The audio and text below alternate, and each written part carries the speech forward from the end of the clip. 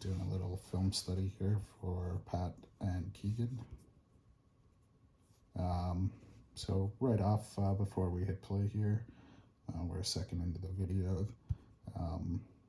Kegan does a good job here using his inside position, hand fighting, and posting up his right leg on the hip.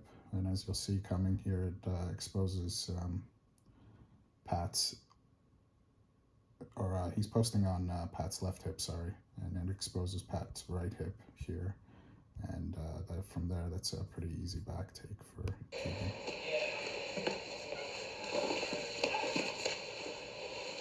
I like how he inserts that hook in the back knee to keep his opponent's hips floating, which makes it easier to kind of put him on his back here a little bit and fight for that back control.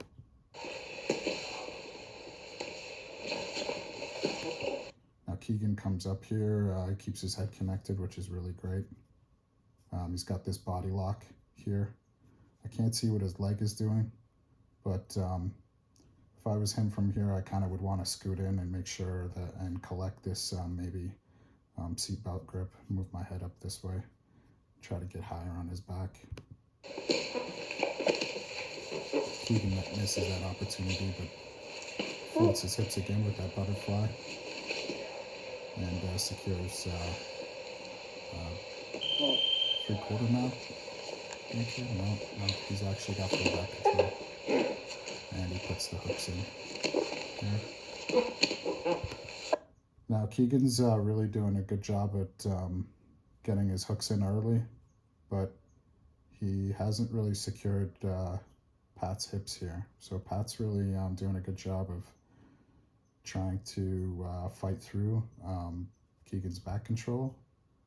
But Kegan's making this obviously really difficult by securing his shoulders here. If I was Kegan, I would really like to kind of get chest to chest here as quickly as possible to secure that back control.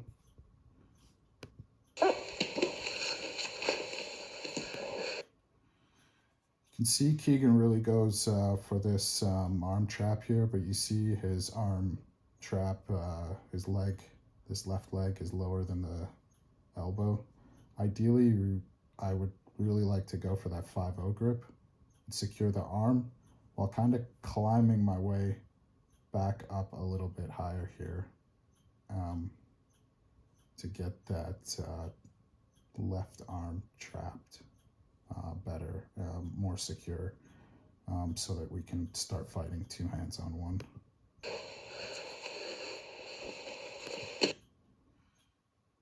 Now, right here, I'm not sure why he felt necessary to, Kegan felt necessary to go palm to palm here. Maybe he just wanted to secure this position, but felt he had a moment there to really dive on that neck and go for the RNC. You know, I'm aware, obviously, you guys are going like 75% here, so you know, kudos for not you know, overextending yourself and maybe injuring your opponent trying to trap that RNC. Pat does a good job fighting 2-on-1 here on the choking hand. Kegan's got his hands together, so he's really kind of limiting himself in attacking options here and giving his opponent more of a focal point just to focus on one thing, and would probably give him a bit more success fighting here, which it looks to be doing. Pat looks to turn, but Kegan secures that back control with an overhook, and then goes underhook here onto head and arm, and he comes off. Now this head and arm is fairly secure, but I feel like Kegan's head is above the shoulder line here. Kegan really wants to get his ear to the back of the shoulder here, and really force the shoulder right up into Pat's neck. Now he can do that by resetting his position by coming down a bit and then working his way back up. while coming laterally as well. I feel like I would want to tippy toe out to the right side while keeping my left shoulder here low, but driving force this way laterally across his neck, pushing his shoulder into his neck, and squeezing from the left side of the position as well. His head connection is good. Passing into mount is good here. Securing his position, that'll give him points, obviously, heavy JJF. Now, this is amazing flexibility here. Kegan has worked a high mount coming from that attempted head and arm to mount. He ended up very high here, and Kegan decided to throw his right leg into position here behind Pat's left shoulder here, looking to set up triangle position, possibly armbar situation from this position as well. Kegan is looking to turn laterally, left to right across his opponent, but actually is really doing well here, focusing on,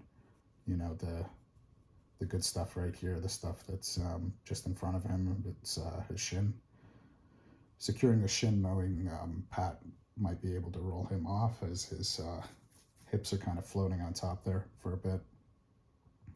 Kegan secures this triangle here, which is great, but he I think he looks to readjust here. Yeah, there's this little pit stop position, and then he readjusts and secures. Yeah, there we go, secures here.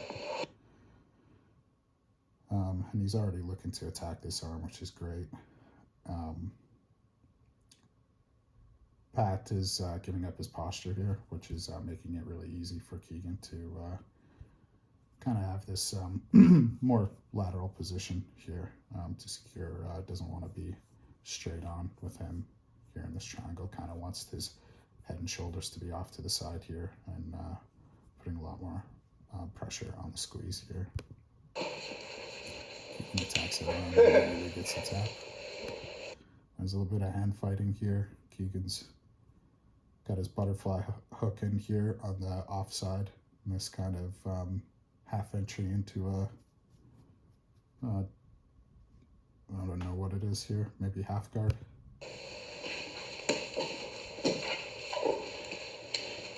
Now Pat's fighting that top leg, which is good, not able to secure, but Kegan does a good job of inverting and coming up underneath his hips here to get to this what looks like maybe a backside 50-50 attempt, but comes out the back door to the back. I really like how a lot of Kegan's positions here look to be, all roads lead to the back. That's really important, I think. Off scrambles is to be actually looking to advance your position, no matter, if you're in a scramble or whatnot. So Kegan is about to check Pat's ankles here. They sit back down. Pat secures the ankle. It doesn't have knee trapped or anything like that. Kegan has this really nice move here where he inverts and comes under Pat's leg again here, looking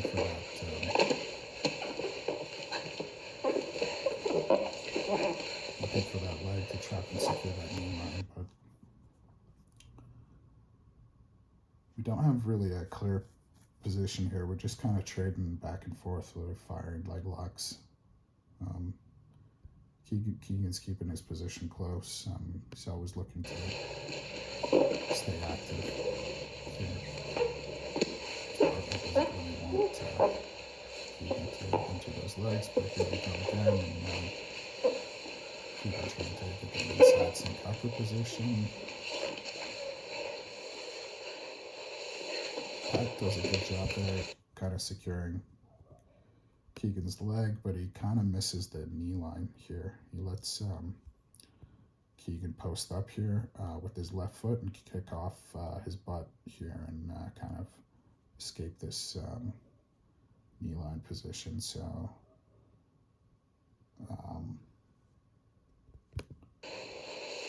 he's the advance here. There 50-50. Kegan gets to the backside here. Almost exposes the ankle. But again, again, Kegan kind of hits this switch in the transition here, where he's past Pat's hips here. He's got past his leg, and kind of all roads kind of lead to the back after this position here. He's able to secure his head, comes out into the side control, and he looks for the back again here with this seatbelt grip. Pat's doing a good job trying to turn into him. He's battling back on the mat, but Kegan uses that hook to kind of secure his position. He's on the back with 2 hooks in, going after this rear naked. So again here, Kegan goes to this palm-to-palm grip, and I would maybe like to see him try to utilize the 5-0 grip here. I would be trying to strip hands, use that 5-0 grip to maybe try to secure that arm trap and go two attacking hands on 1 defensive hand. I feel like if you have your hands clasped together here in this situation, not that it's a bad move, but I feel like you're not attacking, and it gives your opponent just one thing to focus on, which is obviously your choking hand there. He can go 2-on-1, and there's not really any activity there to stop him from kind of defending that situation. So you come off the 2-on-1 grip, and again, you're clasping your hands together. See, in this situation, I think I might go to a 5-0 grip here. Try to secure this situation, because you're doing a good job of securing his hips, climbing a bit higher, keeping that center line. Your head is close to him. You've got a lot of good things here. But I feel like if I were you, I'd want to kind of utilize this 5-0 grip here, this one-handed Kimura situation from the back, and try to get this leg over top of the elbow line here. Boom. And trap this arm. Start fighting 2-on-1. Doing a good job of choking in here and keeping your weight on your hips, over top of him, your center of gravity low, not allowing him to turn into you. You've got your back connected to his shoulder, not allowing him to get that turn. Both hooks in, doing a great job of holding the position here. And now your hook is climbing higher, which is great. That center of gravity is getting, a lot wider, and it's making it a lot more difficult for your opponent to fight here. You've got a gift wrap situation here, which I like, but I think you let go of it a little bit too early. You're trying to go for that Kimura, and then you switch off 2-on-1 hands here. I think I would try to maybe secure that gift wrap situation a little bit longer, and work with that in a way, maybe attack a little head and arm, maybe attack another mounted triangle situation here. But yeah, I think maybe there's just obviously you guys are going 75% here. You're kind of letting them work through positions, but yeah, if this was a live roll, I just feel like I'd want to secure that gift wrap situation. Maybe secure it in here. Even to let him roll back onto his back is not a bad thing, but I just would want to have control of that arm for as long as possible, because I feel like even in that situation, if you let him roll to his back, there's like big arm bar potential there as well. So let you guys roll out of it. You're allowing him to get his elbow frames in here. He's doing a good job of trying to frame, but really slid in there really quickly and secured that RNC, which was really, really nice. Let's take a look at that again. And kind of letting him get comfortable with those elbow frames. And then, yeah, once you see that back exposure, Kegan, big props to really going after it. All roads look like they lead to the back for you, and that's a great thing. So yeah, well done securing that quick on. Exactly. Again, you're posting on his left hip here, which exposes his right hip and halfway to his back already, kind of thing. He's not really putting a lot of pressure on your open guard here. Maybe pinning this leg to the mat and or even pinning the other leg to the mat, what have you, but just not giving himself a position to attack your guard correctly. If you secure his leg and your butterfly is really getting in trouble here. Obviously, when you invert, his hips are not in a position to really do anything but back out there, which he does effectively. Just keeping his legs away from you. Trying to pass from his knees. You guys are obviously getting used to each other here. He puts his knee on your neck there. That doesn't look too nice, but I like that. Keeping your body pinned to the mat, but he's allowing your hips to be really active here, which is good. You're using this to come over top of his leg here, I think, and to try to secure that backside position again. Yes, good. Expose this heel pretty nicely, but obviously not looking to go after it too much. Again, I'm looking to scramble off the back here.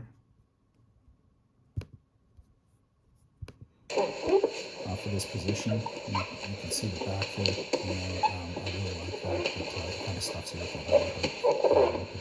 Get your butterflies back in here. You recover quite nicely. Yeah, okay.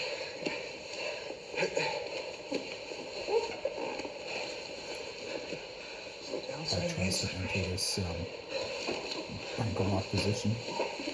But obviously, I was having trouble securing anyway. No, I can't even hold on to it. I know. But I also can't taste. You're really doing a good job there at fighting the hands. I like that two on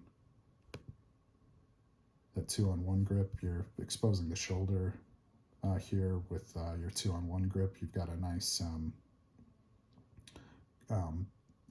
looks like a C, kind of a C clamp just underneath his armpit here. Not looking to leg or arm drag him out of the gate, but I like how you slide down and go to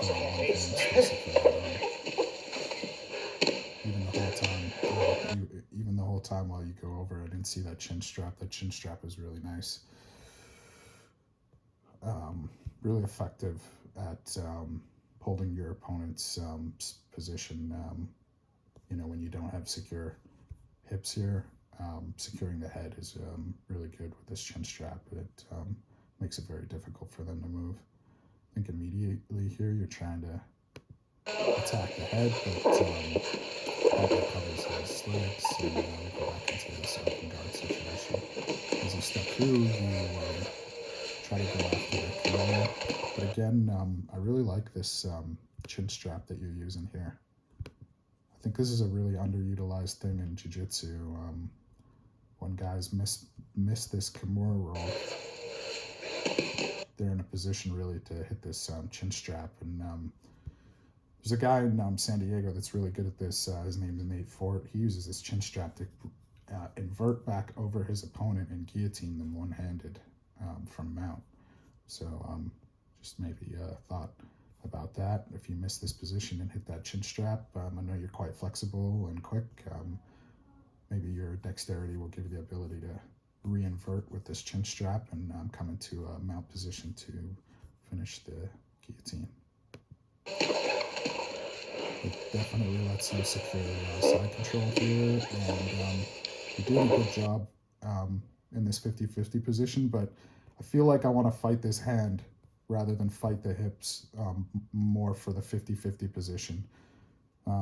because this hand kind of secures a little underhook, the reverse underhook position, and gives your opponent Pat here the ability to keep some distance and keep his neck kind of turned towards you and um, not in danger of being choked here. So you're doing a good job of checking the hips, but yeah, I'd still like to secure that hand and get that hand out of the way.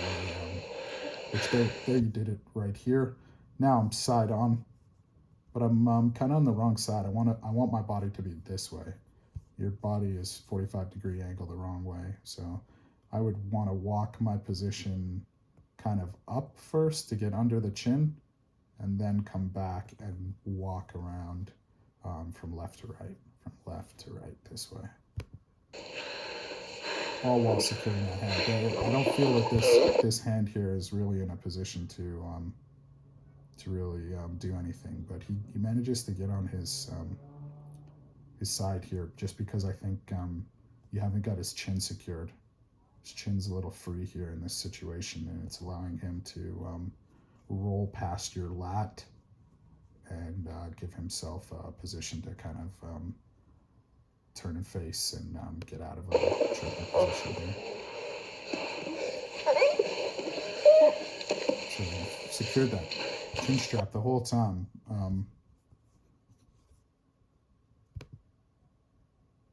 Sorry.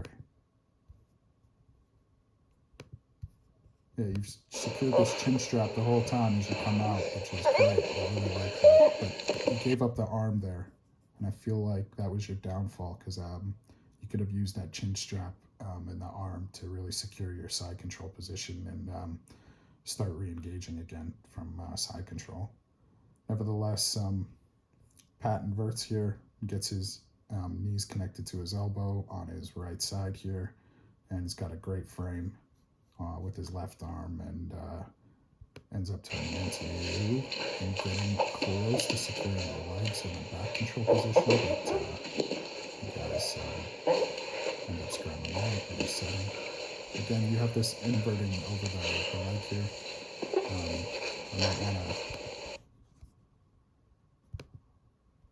to, in a more competitive setting here, you'll be a little bit wary. Especially if giving up your back in that situation there, somebody might be able to repummel that leg and kind of come through and sneak, to your hips and take your back from there. So just be cautious. In that situation, I would say, even though it does get you to an attacking position sometimes, the crab ride situation here is really good. You secure his back again, but you got this ankle, but obviously, like, you're having problems securing this knee. But it looks like you have two hands on his leg here. Yeah, still really securing his leg. But obviously his knee line is out, and it's not in danger of getting anything. And you're looking to pull it back here. You've almost secured his knee line back in the attacking position. And now, again, you went for a back control there out of a scramble. I really like these situations that you're getting into, these scrambling situations, and really seeing exposure in the back and going after it immediately. So kudos to you. And I think there's at least 4 separate instances I think I can count here where you've gotten into a bit of a scramble here and come up and tried to take the back immediately. So yeah, props to that. Even though you don't secure back control here, you've got this good head and arm situation. And again, here, that's a situation I feel like you could maybe go to that gift wrap.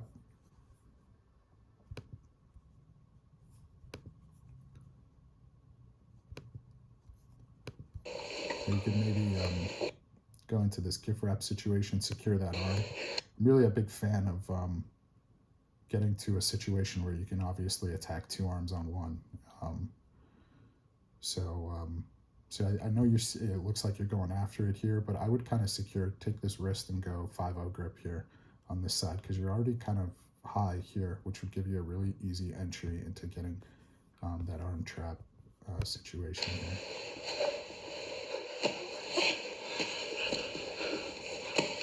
Now, that was beautiful. That beautiful step over there that you saw with his arm trapped there into this kind of almost mounted triangle situation.